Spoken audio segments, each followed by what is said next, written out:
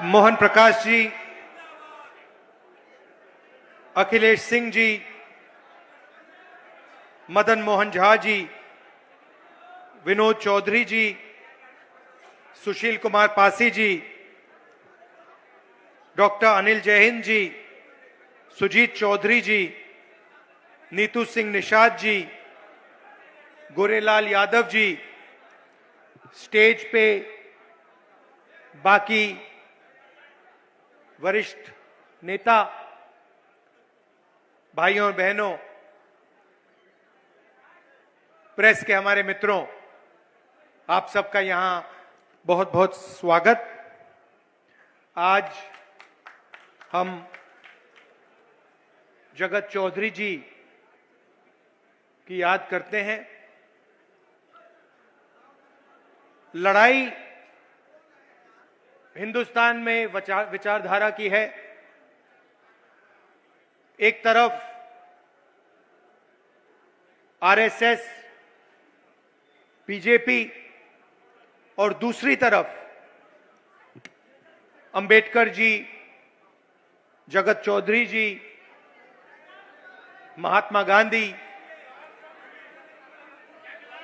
जगलाल चौधरी जी, जगलाल चौधरी जी। तो यह विचारधारा की लड़ाई चल रही है। कुछ दिन पहले मैंने अपने भाषण में कहा कि हम अंबेडकर जी की बात करते हैं, जगलाल चौधरी जी की बात करते हैं, मगर जो ये बोलते थे, जो ये करते थे, इनके जो आइडियाज थे वो कहां से आए थे?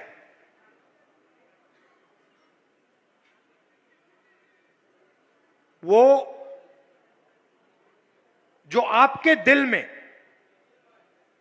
जो दर्द था, दलितों के दिल में जो दर्द था, भैया भैया थोड़ा इस साइड हो जाइए।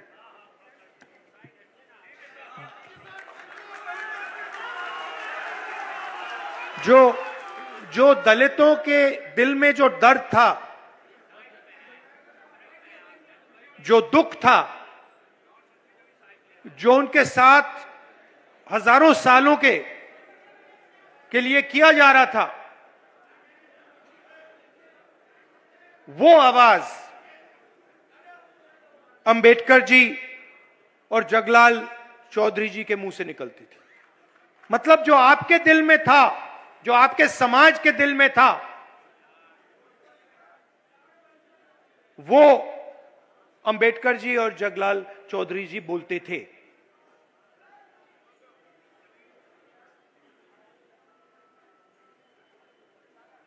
आजादी मिली,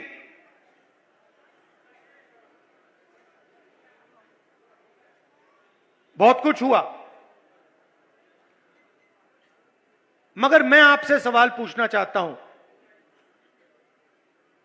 आज हिंदुस्तान का जो पावर स्ट्रक्चर है, जो इंस्टीट्यूशंस हैं, संस्थाएं हैं, चाहे वो शिक्षा का सिस्टम हो, स्वास्थ्य का सिस्टम हो, कॉर्पोरेट इंडिया हो, बिजनेस सिस्टम हो, जुडिशरी हो, इसमें आपकी भागीदारी कितनी है? लोग रिप्रेजेंटेशन की बात करते हैं, लोग कहते हैं कि हां, दलितों को रिप्रेजेंटेशन मिला, और यह सही है, रिप्रेजेंटेशन मिला, मगर पार्टिसिपेशन के बिना, पावर स्ट्रक्चर में शामिल होने के बिना रिप्रेजेंटेशन का कोई मतलब ही नहीं। मैंने आपको यहां स्टेज में बैठा दिया, 5 लोगों को यहां स्टेज में बैठा दिया और फिर निर्णय पीछे से लिए जा रहे हैं, तो आपको स्टेज पे बैठाने का कोई मतलब ही नहीं है। आजकल फैशन बन रहा है कि भैया देखो, एमएलए को हमने इतने टिकट दे दिए, इस जात को इतने दे दिए, उस जात को इतने दे दिए। मोदी जी बोलते हैं हां, मगर फिर आपने जो पहले एमएलए की पार होती थी वो आपने छीन लिया। लोकसभा में आपने एमपी बैठा रखे हैं, लोकसभा का एमपी एक निर्णय नहीं ले सकता। मंत्री आपने बना दिए, मगर ओएसडी आरएसएस का बैठेगा। तो कंट्रोल का सवाल है, पार्टिसिपेशन का सवाल है, भागीदारी का सवाल है। रिप्रेजेंटेशन की जगह है, मगर मेरा सवाल दूसरा है। मेरा सवाल यह है कि मैंने कहा कि ये हमारे मीडिया के मित्र हैं। उदाहरण देता हूं, मैंने कहा ये मीडिया के मित्र हैं,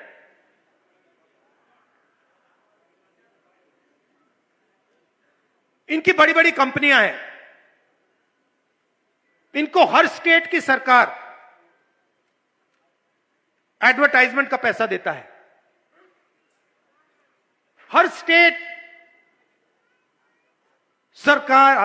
की सरकार, देश की सरकार इनको एडवर्टाइजमेंट देती है। आपने देखा होगा, देखा आपने सरकारी इश्तिहार देखे ना, तो सीधा इनकी फंडिंग हो रही है, सरकार इनकी फंडिंग कर रही है। अब मैं आपसे पूछता हूं, ये बड़ी बड़ी जो कंपनियां हैं मीडिया वाली, इनके मालिकों की आप लिस्ट निकालिए, मुझे दलित दिखा दीजिए उनमें, आपको एक दलित नहीं मिलेगा। ठीक है, शायद आप लोग कहेंगे हमें मीडिया की कंपनी कंट्रोल नहीं करनी। फिर मैं अगला सवाल पूछता हूं, ठीक है, सीनियर मैनेजमेंट की लिस्ट निकाल दीजिए, बड़े बड़े एंकर्स की लिस्ट निकाल दीजिए,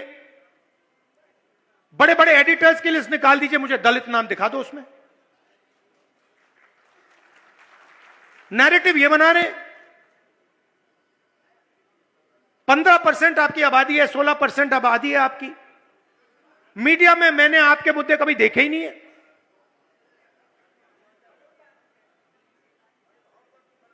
मैं हिंदुस्तान के एजुकेशन सिस्टम में पढ़ा हूं, दलितों के बारे में हिस्ट्री की किताब में मैंने 2-3 लाइन पढ़ी थी। क्या आपकी हिस्ट्री नहीं है क्या? 2 लाइन हिस्ट्री की किताब में, 2 लाइन थी, दलित और अनटचेबिलिटी। 2 लाइन से आपका दर्द मिट जाएगा क्या? मैं आपको एक कहानी बताता हूं, बहुत सुंदर कहानी बताता हूं आपको, आप हैरान हो जाओगे। आजकल स्टूडेंट्स जाते हैं, अमेरिका जाते हैं ना, पढ़ने जाते हैं। अमेरिका के बड़े बड़े कॉलेजेस हैं, तो अमेरिका में एक कॉलेज का एंट्रेंस एग्जामिनेशन होता है, एसएटी एग्जामिनेशन। नाम सुना आपने? सुना है? एसएटी एग्जाम है, वो अमेरिका का यूनिवर्सिटी का एंट्रेंस का एग्जाम होता है। जब वो पहले एग्जाम बनाया गया और स्टूडेंट्स ने लिया, तो जो गोरे स्टूडेंट्स थे उनका परफॉर्मेंस बहुत अच्छा था, और जो अफ्रीकन अमेरिकन थे उनका परफॉर्मेंस बिल्कुल बेकार था। मैं बहुत गहरी बात बोल रहा हूं, इसको अच्छी तरह सुनिए। तो जब नया एग्जाम आया, गोरों को फर्स्ट डिवीजन, सारे के सारे बेस्ट परफॉर्मर्स गोरे, और जो काली चमड़ी वाले थे, अफ्रीकन अमेरिकन थे, उनका परफॉर्मेंस बिल्कुल बेकार, वो फेल हो रहे हैं। पहले गोरों ने कहा कि गोरे लोग ज्यादा इंटेलिजेंट हैं, ज्यादा होशियार हैं, और ये जो अफ्रीकन अमेरिकन हैं ये कम होशियार हैं, ये मैथमेटिक्स नहीं समझ सकते क्योंकि इतने होशियार नहीं है। फिर एक प्रोफेसर ने चालाकी कर दी, उसने एक एक्सपेरिमेंट किया। वही एसएटी का एग्जाम, उसके जो सवाल थे उसने अफ्रीकन अमेरिकन प्रोफेसर से बनवा दिए। मतलब एग्जाम के जो सवाल थे, जो एग्जाम का डिजाइन था, उसने गोरों से नहीं करवाया, उसने अफ्रीकन अमेरिकन से करवा दिया। और फिर उसने वही एग्जाम गोरों को और अफ्रीकन अमेरिकन को दे दिया। आपको मालूम है नतीजा क्या था?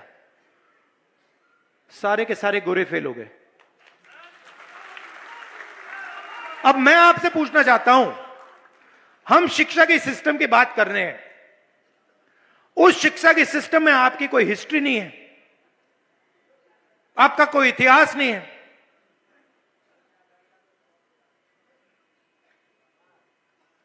क्या दलित प्रोफेसर्स एग्जाम लिख रहे हैं हिंदुस्तान में?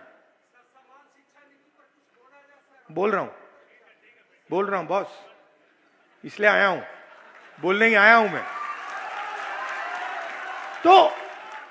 तो आपकी ना मीडिया में भागीदारी, कॉर्पोरेट इंडिया की बात करता हूं, 16 लाख करोड़ रुपया नरेंद्र मोदी जी ने हिंदुस्तान के 25 सबसे अमीर लोगों का कर्जा माफ किया है। 16 लाख करोड़ रुपया, उनकी लिस्ट निकालिए। 25 लोग हैं, अदानी, अंबानी, ये लोग। जीएसटी का 16 लाख करोड़ रुपया कर्जा माफ किया है। आपका पैसा है, दलितों का पैसा है, पिछड़ों का है, आदिवासियों का है। मगर अगर आप लिस्ट निकालेंगे, उसमें एक दलित नाम नहीं है, एक पिछड़ा नाम नहीं है, एक आदिवासी नाम नहीं है। कॉर्पोरेट इंडिया की लिस्ट निकालिए, 200 सबसे बड़ी कंपनियां, उनके मालिकों की लिस्ट निकालिए, मुझे दिखा दो, दलित नाम दिखा दो उस लिस्ट में, आपको एक नहीं मिलेगा। कॉर्पोरेट इंडिया की सीनियर मैनेजमेंट की लिस्ट निकालो, उसमें एक दलित, एक पिछड़े का नाम दिखा दो, एक आदिवासी का नाम दिखा दो, नहीं मिलेगा। आप जीएसटी देते हो, ये आप जो शर्ट पहने हैं, जितनी जीएसटी आपने इस शर्ट के लिए दी है, अगर अदानी इसी शर्ट को खरीदता उतनी ही जीएसटी वो देता। गलतफहमी में मत रहिए, अरबपति जीएसटी नहीं देते हैं, हिंदुस्तान के मजदूर, हिंदुस्तान के किसान, हिंदुस्तान के गरीब लोग जीएसटी देते हैं। आप पैसा देते हो, आपके जेब से जाता है, सीधा उनके जेब में जाता है। 200 बड़ी, सबसे बड़ी कंपनियों के मालिकों में एक ओबीसी नहीं है, एक दलित नहीं है, एक आदिवासी नहीं है। तो हो क्या रहा है? पूरा का पूरा पैसा आपके जेब से ट्रांसफर हो रहा है, दलितों के जेब से, आदिवासियों के, और आप सबसे गरीब हो। दलित, आदिवासी, पिछड़ों के जेब से ट्रांसफर हो रहा है और इनके जेब में जा रहा है। 90 लोग हिंदुस्तान का बजट डिसाइड करते हैं, आईएएस अफसर हैं। भागीदारी की बात होती है, मोदी जी कहते हैं ओबीसी वर्ग की बात करते रहते हैं। बजट का हर पैसा, हर रुपया 90 लोग बांटते हैं। मैंने इनकी लिस्ट निकाली, नाम देखे, नाम पढ़े, 90 में से 3 दलित हैं, आपकी आबादी 15%, 16%, और 90 में से 3 अफसर आपके। और जो 3 अफसर हैं, ये अच्छी तरह सुनिए, जो 3 अफसर हैं उनको छोटे छोटे डिपार्टमेंट दे रखे हैं। और अगर हिंदुस्तान की सरकार 100 रुपए खर्च करती है बजट में, तो दलित अफसर 1 रुपये का निर्णय लेते हैं। 100 रुपए का नोट निकालिए। अगर 100 रुपए हिंदुस्तान की सरकार बजट में बांटती है, दूसरे हाथ में 1 रुपए का सिक्का पकड़िए। 1 रुपए की भागीदारी है आपकी। मैं बता रहा हूं बदलाव कैसे होगा, इसलिए मैं यहां आया हूं। 50% आबादी पिछड़े वर्ग की है। 3 अफसर उनके, 3 आपके, 3 उनके। 100 रुपए में से 5 सिक्के उनको पकड़ा दो। 100 रुपए में से 1 रुपए का सिक्का आपको और 5 सिक्के उनको। और आदिवासियों की आबादी 9%, उनको 1 रुपया भी मत दो, उनको फेंक के ऐसे 10 पैसे दो। मतलब सब मिलाकर, दलित, आदिवासी, पिछड़ा वर्ग सब मिलाकर हिंदुस्तान में आपकी भागीदारी 100 रुपए में से 6 रुपए 10 पैसे। अंबेडकर जी ने संविधान दिया, इसको खत्म करने की कोशिश कर रहे हैं।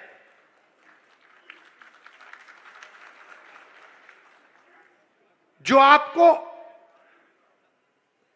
बजट में 6.5 रुपए, 6 रुपए 10 पैसे की भागीदारी, वो भी छीनने की कोशिश कर रहे हैं।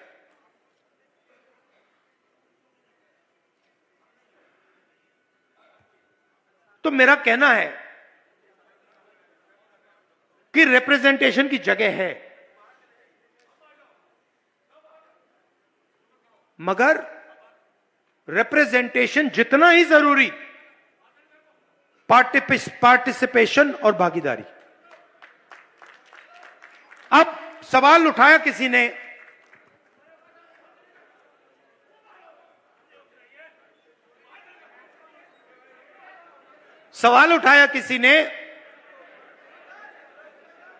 कि आगे क्या करना है, रास्ता क्या है। मैं बताता हूं आपको। सबसे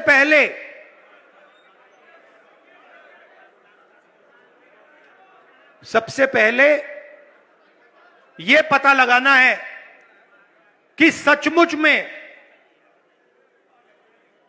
किसकी कितनी आबादी है और किसको कितनी भागीदारी मिल रही है। और यह पता लगाने का एक ही तरीका है, उसका नाम है जाति जनगणना। और यह बिहार वाला जो जाति जनगणना है, मैं इसकी बात नहीं कर रहा हूं। जाति जनगणना देखना है तो तेलंगाना वाला देख लीजिए। तो जाति जनगणना क्या है, मैं आपको समझाना चाहता हूं। जाति जनगणना सिर्फ सर्वे नहीं है, पहला कदम है। जैसे चोट लगती है, मैडम आपको कभी चोट लगी है? हाथ टूटा है कभी आपका? आप अस्पताल गई थी, डॉक्टर ने पहले आपसे क्या कहा? एक्सरे कराना है। कहा नहीं कहा? किसी को चोट लगती है, डॉक्टर पहली चीज कहता है भाई देखो एक्सरे कराओ। तो पहला कदम एक्सरे का है। जाति जनगणना हमें यह बता देगा कि दलित कौन है, आदिवासी कौन है, पिछड़े वर्ग के लोग कौन है, माइनॉरिटी कौन है, जनरल कास्ट कौन है, गरीब जनरल कास्ट कौन है, यह सब पता लग जाएगा। उसके बाद हम दूसरा काम शुरू करेंगे। हम हिंदुस्तान की सारी संस्थाओं की लिस्ट निकालेंगे, इंस्टीट्यूशंस की लिस्ट निकालेंगे, चाहे वो जुडिशरी हो, ब्यूरोक्रेसी हो,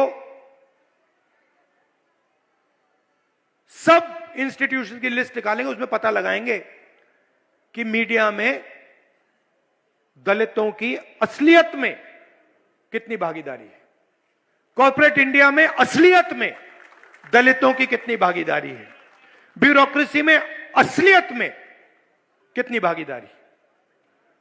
भाई और मैंने एक बात समझिए, सवाल धन का है, ठीक है, सवाल धन का है। आज क्या हो रहा है, सारा का सारा धन संस्थाओं में जा रहा है, कॉर्पोरेट इंडिया में जा रहा है, शिक्षा के सिस्टम में जा रहा है, स्वास्थ्य के सिस्टम में जा रहा है। पहले सरकारी अस्पताल होते थे, एक प्रकार से वो आपके अस्पताल थे, उसमें आपको मुफ्त में इलाज मिलता था। आज सारे के सारे अस्पताल प्राइवेट हैं। कोई बीमार होता है, दलित वर्ग का कोई बीमार होता है, तो लाखों रुपए आपके जेब से निकलते हैं, निकलते हैं नहीं निकलते हैं, है ना? कहां जाते हैं, कहां जाते हैं? प्राइवेट अस्पताल। प्राइवेट अस्पताल किसके हैं? मोदी का नहीं है, दलितों का नहीं है, पिछड़ों का नहीं है, आदिवासियों का नहीं है, अंबानी अदानी का है, अरबपतियों का है। सारे के सारे जो प्राइवेट अस्पताल है उनके मालिकों की लिस्ट निकाल दो, मुझे दलित नाम दिखा दो एक। इनको सरकारी जमीन दी जाती है, इनको रोज सरकारी जमीन दी जाती है, आप इनको लाखों रुपए देते हो, मगर मालिकों में आपका एक नाम नहीं है, कहीं भी नहीं है। तो जाति जनगणना से ये सारा का सारा साफ हो जाएगा। इसीलिए कल मैंने पार्लियामेंट में भाषण दिया, मैंने दो चीजें कही। एक, मैंने टेक्नोलॉजी की बात की, इलेक्ट्रिक मोटर की बात की, मोबिलिटी रेवोल्यूशन की बात की, और दूसरी मैंने पार्टिसिपेशन की बात की, भागीदारी की बात की, जाति जनगणना की बात की। उसके बाद प्रधानमंत्री ने जवाब दिया, 1.5 घंटा का जवाब दिया। उस जवाब में आपने जाति जनगणना शब्द सुना? क्योंकि नरेंद्र मोदी, बीजेपी, आरएसएस जाति जनगणना नहीं कराना चाहती, क्योंकि ये देश की सच्चाई आपको नहीं बताना चाहती। और मैंने निर्णय ले लिया है कि कुछ भी हो जाए, देश में दलितों को, पिछड़ों को, आदिवासियों को मैं उनकी सच्ची भागीदारी दिखाना चाहता हूं। और यहां मतलब बड़े बड़े ऊपर लिख देना चाहता हूं कि इस देश में दलितों को, पिछड़ों को, आदिवासियों को कहीं भी भागीदारी नहीं मिल रही है। और जैसे ही आपको यह दिखेगा, जैसे ही आपको सचमुच में डेटा दिखेगा,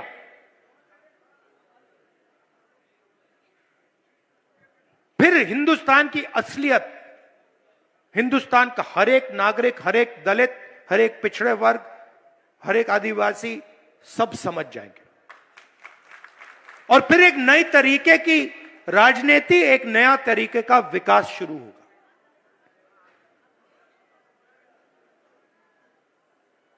इसलिए मैं यहां आया। आप कह रहे थे, आपने मुझे बुलाया, आप कह रहे थे कि दिल्ली का चुनाव है। हां, दिल्ली का चुनाव है, उसकी जगह है, मगर यह भी फंक्शन बहुत जरूरी है। तो मैं वोट डालकर सीधा यहां आ गया। और मैं बिहार के दलितों को, पूरे देश के दलितों को कहना चाहता हूं, देखिए, ये जो संविधान है, ये हम सब कहते हैं और मानते हैं कि अंबेडकर जी की, गांधी जी की देन है, मगर इस संविधान के अंदर हजारों साल का आपका दर्द है। जो आपके साथ अपमान किया गया, जो आपको दबाया गया, जो आपको क्रश किया गया, वो सब इसके अंदर है। और यही आपको एक नया भविष्य दे सकता है, यही आपको बचा सकता है, और यही आपको देश में भागीदारी, सच्ची भागीदारी दे सकता है। इसीलिए बीजेपी और आरएसएस के लोग इसको खत्म करना चाहते हैं, क्योंकि वो जानते हैं कि जिस दिन तक यह संविधान है, उस दिन तक हिंदुस्तान के गरीब लोगों को, दलितों को, पिछड़ों को, आदिवासियों को नहीं दबाया जा सकता है। ये इसको सामने से नहीं मारते हैं। ये आप मत सोचिए कि इसको सामने से मारते हैं। सामने से इसके सामने ये मत्था टेकते हैं। सामने मोदी जी यूं करेंगे और फिर अपना काम चालू कर देंगे। अंबेडकर जी के सामने आरएसएस के आजकल सब नेता हाथ जोड़ते हैं, मगर हाथ जोड़ते वक्त जिस चीज के लिए अंबेडकर जी लड़े, जिस चीज के लिए अंबेडकर जी ने अपनी जिंदगी दी,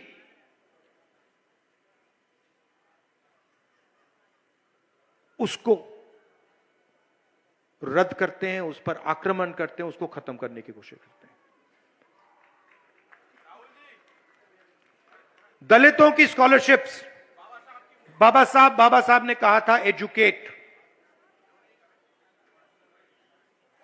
आदिवासियों की, दलितों की स्कॉलरशिप्स को खत्म कर देते हैं, रोहित वेमुला को मार देते हैं, और फिर अंबेडकर जी के सामने जाके हाथ जोड़ते हैं। इसका कोई मतलब नहीं है। तो मैं ये आपसे कहना चाहता था कि हम आपके साथ हैं, और मैं ऐसा दिन देखना चाहता हूं जब हिंदुस्तान की हर संस्था में, हर सिस्टम में, लीडरशिप लेवल पे, कोने में नहीं, पीछे नहीं, लीडरशिप लेवल पर दलित, आदिवासी, पिछड़े लोग दिखें।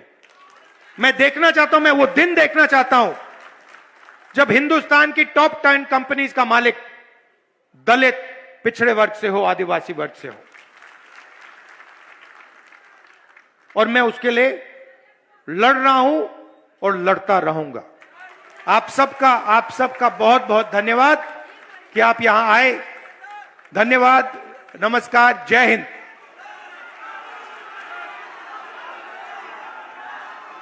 अब मैं चाहूंगा कि